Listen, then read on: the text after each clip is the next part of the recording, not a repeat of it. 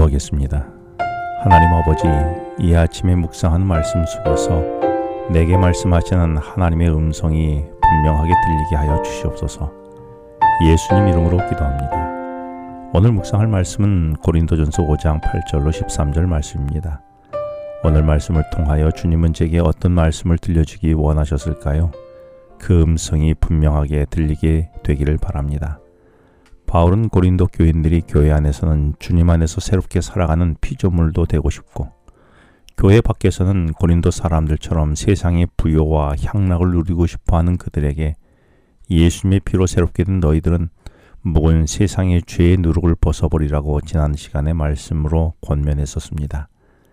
왜냐하면 예수님께서 십자가에 달리시면서 머리에 가시관을 쓰시며 흘리신 피로 말미암아 내 생각으로 지은 모든 죄를 넘어가셨고, 예수님이 손에 못이 박혀 손에서 피가 흐르면서 내 손으로 지은 모든 죄를 용서하셨습니다.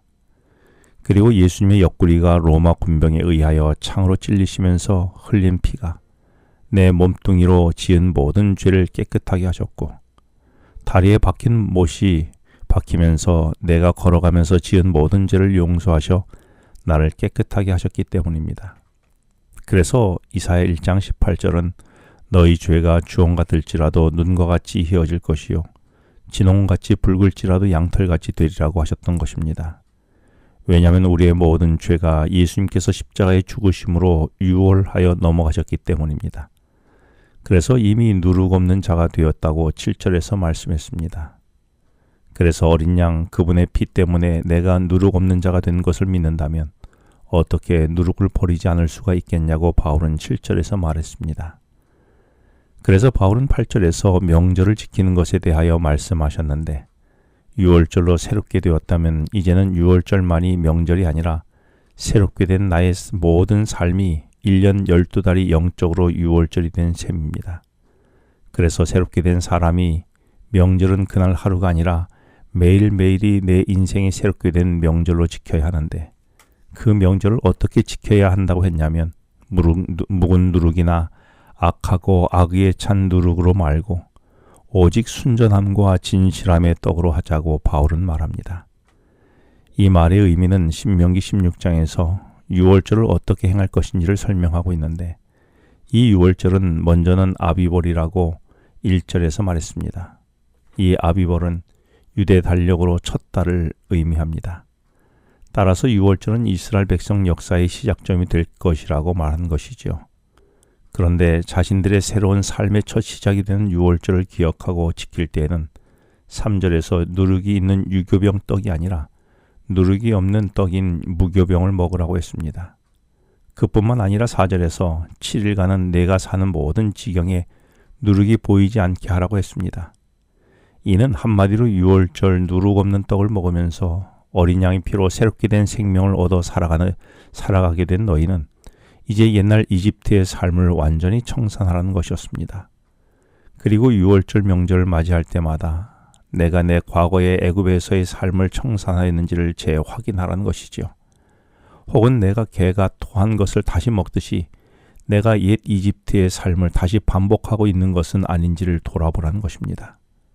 이제 바울은 신명기 16장에서 유월절을 지키는 방법을 다시 묵상하며 8절에서 나를 새롭게 한 유월절 명절을 날마다 다시 묵상하며 지키면서 이제는 누른 묵으로 말고 순전함과 진실함의 떡으로 하자고 했던 것입니다.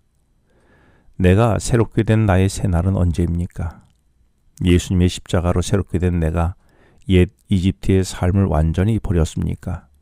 아니면 개가 토한 것을 다시 먹는 것처럼 내 삶은 옛 삶을 반복하고 있는 것은 아닙니까?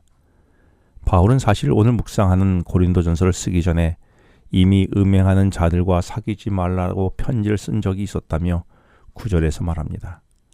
여기서 사귀지 말라라는 헬라어 단어는 섞이지 말라라는 의미가 포함된 단어입니다. 따라서 바울은 음행을 하지 말라고 했을 뿐만 아니라 그런 사람들과도 섞이거나 동화되지 말라고 한 것입니다. 한마디로 출애굽하여 홍해를 건넜으면 홍해 저편에서 머뭇거리지 말고 아예 묵은 누룩을 끊어버려서 내 주위에 없애라는 것인데, 왜냐하면 죄는 쉽게 동화되기 때문입니다. 그런데 이 말이 오해될 수 있는 것은 세상 사람들은 모두 자기 마음대로 사는데 바울 말에 따라 이런 사람들을 사귀지 말아야겠다며 산속 기도원에 들어가 살겠다고 할 수 있는 것인데, 그런데 바울은 10절에서 그런 뜻이 아니라고 말합니다. 바울이 사귀지 말아야 할 대상은 11절에서 교회 밖에 있는 세상이 아니라 교회 공동체 안에서 형제를 일컫는 사람 중에서 공공연하게 죄와 벗파는 자가 있다면 그들을 돕거나 묵인하거나 용납하여 그들이 계속 그 안에 머물게 하지 못하도록 하라는 것입니다. 따라서 바울은 12절에서 교회 밖의 사람들은 내가 판단하지 않겠다는 것입니다. 그들은 13절에서 하나님이 판단하실 것이기 때문이죠. 대신 한 교회를 이루고 있는 믿음의 공동체 안에서는 서로가 문제의식을 느끼고 그 순결함을 이루기 위하여 문제를 용납하는 대신에 적극적으로 대처하고 해결하기를 주님은 원하셨던 것입니다. 그렇다면 오늘 내가 속한 공동체는 어떻습니까? 죄와 누룩과 섞이지 않고 동화되지 않으며 그 순결함을 지키고 있습니까? 그래서 우리 공동체는 죄의 누룩을 철저히 경계하며 함께 대처하고 멀리하고 있습니까? 기도하겠습니다. 하나님 아버지, 죄의 누룩과 섞이지 않고 철저한 단절로 그 주변에 머뭇거리지 않는 오늘이 되게 하여 주시옵소서. 예수님 이름으로 기도합니다. 지금은 개인 기도 시간입니다. 오늘 주신 말씀을 묵상하면서 주어진 기도 제목과 개인 기도 제목을 놓고 기도하시겠습니다.